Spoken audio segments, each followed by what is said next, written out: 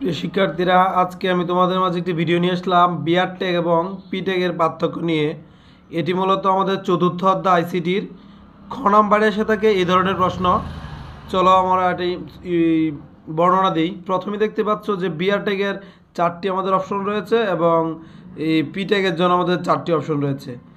এবং আমরা কীভাবে স্বতন্ত্রভাবে বুঝবো যে এটি বিআর ট্যাগের বৈশিষ্ট্য এবং এটি পি ট্যাগের বৈশিষ্ট্য, এটি বুঝিয়ে দেবো তোমাদের।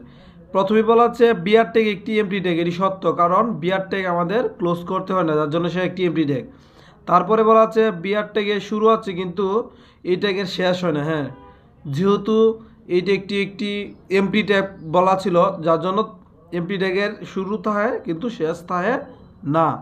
তারপরে 3-এ বলা আছে বিআর ট্যাগের কোনো বিষয়বস্তু থাকে না। হ্যাঁ, বিষয়বস্তু থাকে না এই কারণেই শুধু বিআর ট্যাগটাই আমরা ইউজ করি, তার ভিতরে কিছু আমরা ব্যবহার করি না এবং তার জন্য এক্সট্রা কিছু দিতে হয় না, যার জন্য আমরা বলতে পারি বিআর ট্যাগের কোনো বিষয়বস্তু থাকে না।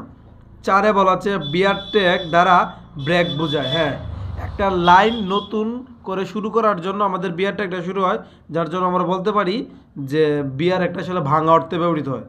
এখন চলো আমরা পি ট্যাগের বর্ণনাগুলো দিই। পি ট্যাগের প্রথমেই বলা আছে পি ট্যাগ একটি কন্টেইনার ট্যাগ, কারণ পি ট্যাগ অনেক কিছু ধারণ করতে পারে, যার জন্যই পি ট্যাগকে বলা হয় কন্টেইনার ট্যাগ। 2-এ বলা আছে পি ট্যাগের শুরু এবং শেষ থাকে। অবশ্যই পি ট্যাগ একটি পরিপূর্ণ ট্যাগ, যার জন্য এটির শুরু রয়েছে এবং শেষও রয়েছে। 3-এ বলা আছে পি ট্যাগের বিষয়বস্তু থাকে। অবশ্যই পি ট্যাগ অনেক বিষয়বস্তু ধারণ করে রাখে।